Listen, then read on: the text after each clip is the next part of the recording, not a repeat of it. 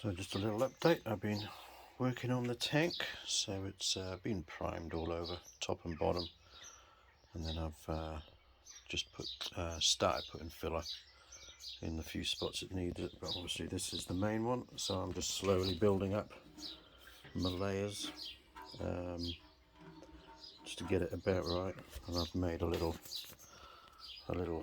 jig template, if you like. So what I've done is sort of gone off this side, if that's parallel with the tank, that bottom edge, if that's well, put that bottom edge of the cardboard against this bottom edge of the tank, that locates it, and you push it forward basically, and it just basically gives you a rough curve. So then what I can do is go onto this side and do the same, and basically try and match that curve to be the same as the other side. So yeah, we're getting there, but it takes time to do this. You just got to be patient, just do it a little bit at a time. So that's the tank, but so I did a leak test on it, put the tank on its side. Now what I really need to do is I need to seal this tank because I've got a very leaky tap, and the cap that I got with the bike, I tried taking that apart. It was in quite a state, and yeah, pretty difficult to take it apart without breaking the main hinge pin, which I did. And so I thought, oh well, it's basically a write-off. The key doesn't bother me because I don't have an ignition barrel with this bike anyway, and it's probably not going to have an ignition barrel. It's going to be keyless ignition of some description.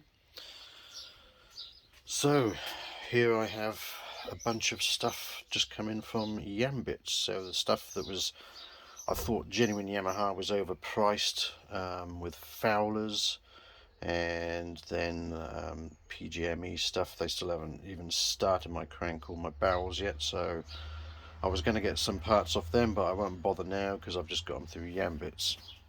So regarding the tank, you will see a brand new filler cap with keys, which is great, so I can seal the top of the tank.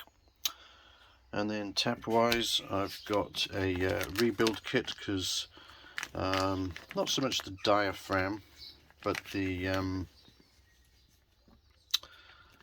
this part, so this main valve sealing washer, that is absolutely buggered on the tap I've got.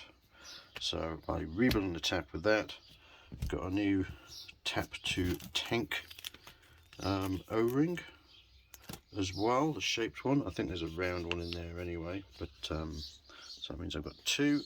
And then these are the little rubber washers that seal the bolts holding the tap onto the underside of the tank. So I'll then have hopefully a leak-free tap and a leak-free cap, and then I can fill that tank with petrol and leave it for a while and just see if I get any weepage at all.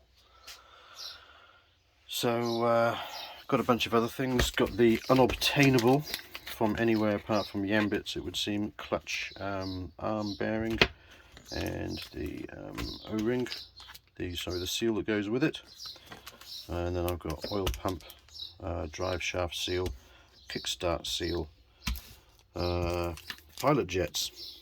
Got two pilot jets because one of mine is absolutely blocked and I cannot unblock it, so I've got two new pilot jets for the carbs.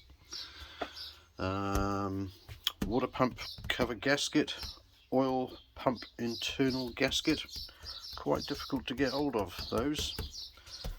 Reed block gaskets, so I'll be using those, and a couple of base gaskets. So I was interested to see what these are like, and these are actually pretty nice, decent quality, so I might be using these and just trimming them down really, but I can't really do that until I've got my dowels and stuff on back order from Fowlers in Bristol. And once I've got the dowels, I can locate those properly and then trim them to suit. So still sort of, you know, I can get along with a few things, but yeah, there's still a few things to do.